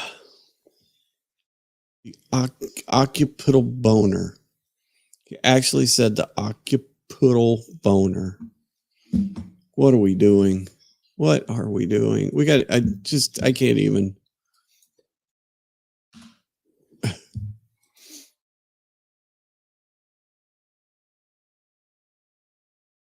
He said occiput boner, not occipital. Occiput, right? Occiput. Sorry. Ways to refer to it as. You're way too generous. You're very sweet. You're very kind to this expert.